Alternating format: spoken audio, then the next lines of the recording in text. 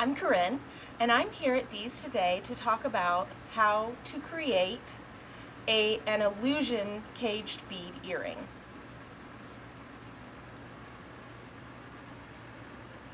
The nice thing about this earring is that it creates the illusion of having a caged bead without all the fuss. For this project, you will need 20 gauge wire cutters, round nose pliers, needle nose pliers, a bit of sandpaper or a jewelry file, 2 large beads, and 4 small beads. Today I've chosen 2 10mm beads and 4 4mm beads. To begin this project, you will need to cut 3 to 4 inches of your 20 gauge wire.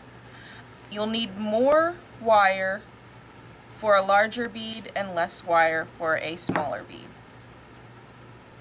Place your bead onto the wire midway. Bend the wire in opposite directions from each other over the bead. You want this to be really close so that your bead isn't wiggling around on that little section in the center of the wire. Then continue to wrap these around, one on one side and one on the other side, until the wire is touching the hole on the bead on both sides. You may have a little bit of excess wire on here, and that's okay. We'll just cut off our excess. We want to leave approximately a 1/2 inch from the hole of the bead to the end of the wire. So as you can see here, I'm measuring from this hole to my cut. And we're going to do that on both sides. So now, with these excess pieces of wire, we're going to create a loop on each side, which will make a link so that we can attach our earring to one side and our little dangle that's going to be at the bottom of the bead on the other side. Using your round nose pliers, we're going to roll the tip of this wire in until it hits where the hole of the bead is.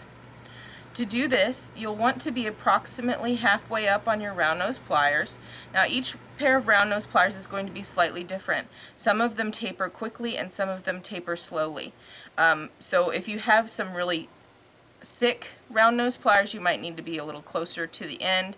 If you have some really thin round nose pliers, you'll need to be closer to your hand.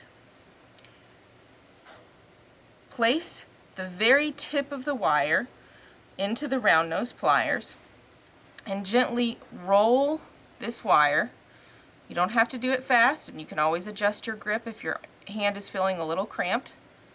And continue to roll this until we get it all the way, the tip of the wire all the way to where it touches just above the hole in the bead.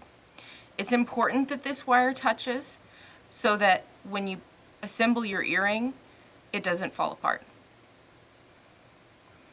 Then we'll do the same thing on the other side.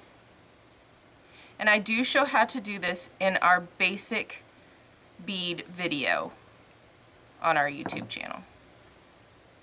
So now we have a loop on each side of this bead, which creates a link, and you can see it gives the illusion of being a caged bead with a wire on either side. So next we'll start with the dangle that we're going to place at the bottom of the earring. For this entire earring, we're going to make every single piece.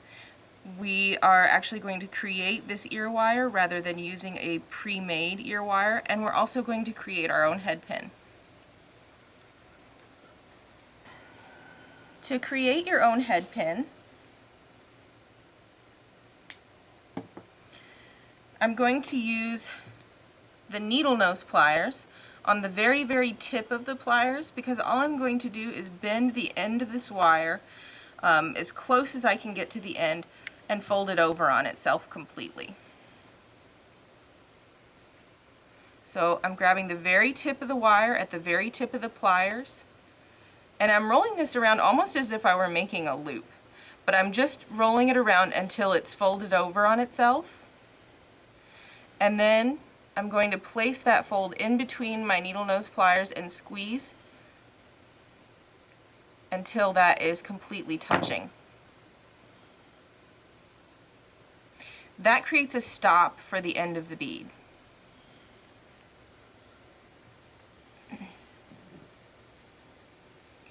Place one of your 4mm beads onto the 20 gauge wire all the way until it hits that head pin that you've created. And then we're going to create a loop at the top of this bead. Because this bead is so small, it's a little hard to hold on to, so this is going to be one of the harder parts of the earring, just simply because its size. So you'll hold the bead and the head pin, making sure that the head pin is all the way up to the end of the bead in your hand, and using your needle nose pliers, create a 90-degree bend as close to the top of the bead as you can get. And it doesn't have to be a perfect 90-degree bend. You just want to bend there. It gives you a nice crisp fold so that when you bring your loop back over, it's sitting on top of the bead instead of over sideways. So again, just as we did to create our loop before, leave approximately 1/2 inch from the hole in the bead to the end of the wire. Return to your round nose pliers and roll this over.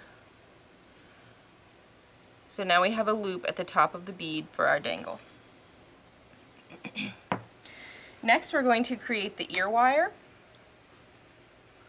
And as you can see, I've placed a 4mm bead on the ear wire as well. That helps match it to the earring.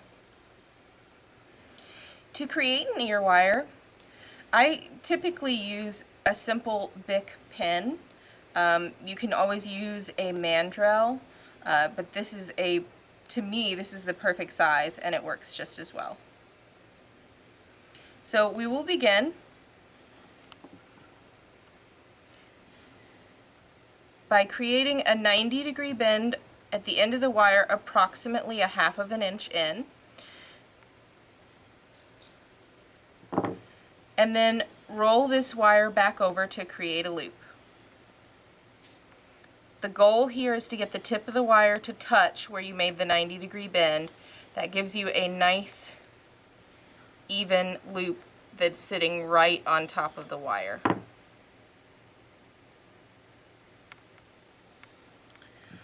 Next, we will place another one of our 4mm beads onto that wire, and then create another bend at the top of that bead so that it is going perpendicular to the loop.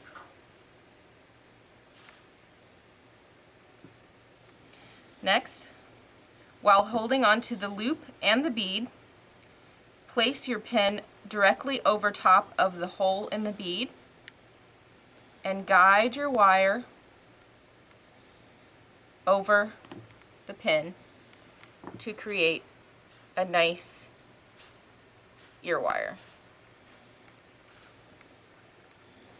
I'm going to make the next one here so that I can go ahead and show you how to make your ends even.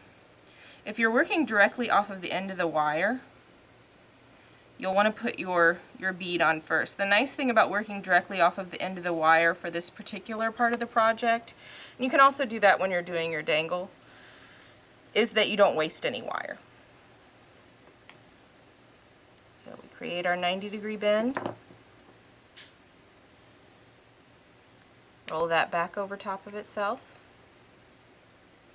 make sure it touches so that your earring doesn't fall apart. Slide the bead up, create a bend perpendicular to the hole. Place your pin right over top of the hole in the bead and guide your wire over.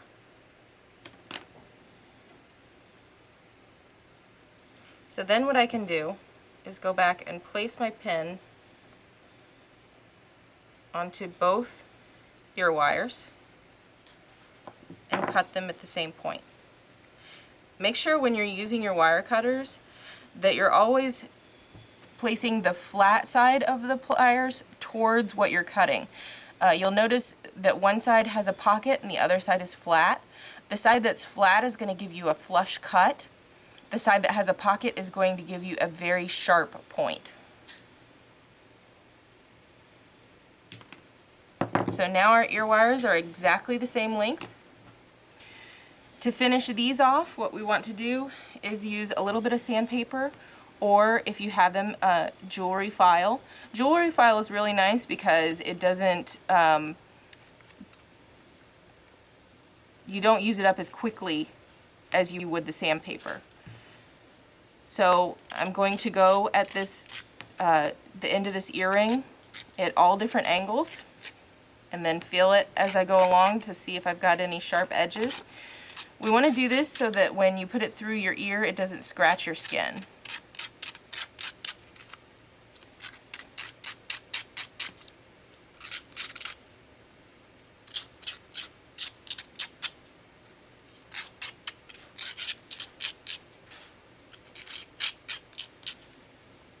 Alright, once you've got both of your ear wires done, you do have the option of turning this end up. It's mostly aesthetic. I don't even bother doing this with my own earrings, but if I'm going to sell them, then I usually do that. It just looks nicer.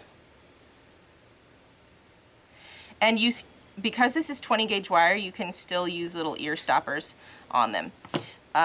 You also have the choice to slightly flatten this back end of the earring if you want. What that does is stabilizes the earring so that it doesn't bend back and forth constantly. It'll keep its shape. Okay, so the very last step of this earring is to assemble. We have our 3 pieces, the ear wire, our link, and our dangle. We're going to have to open some of these loops. In order to keep the shape of these wonderful loops that we've created, we don't want to open this sideways like that. What's going to happen is that distorts your loop so that when you close the loop again, you're going to have more of an oval, or you might even have like a little nick in your wire. So the best thing to do is to grab a hold of the loop sideways and twist it open just as if you would a jump ring. Then we're going to place the dangle onto the ear wire, or the link onto the ear wire, and then the dangle onto the link.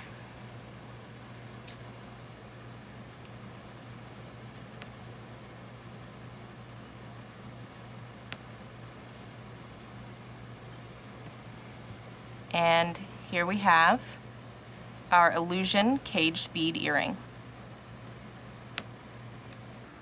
This particular project was one that we did in our bead club class here at Dee's. It was very popular, so we decided to do a video. If you have any questions about bead club, you can call us here at Dee's and we can give you all of the information. Thank you for watching our instructional video. Don't forget to check out all of our pages on our social media. We have Facebook, YouTube, Pinterest, and Instagram.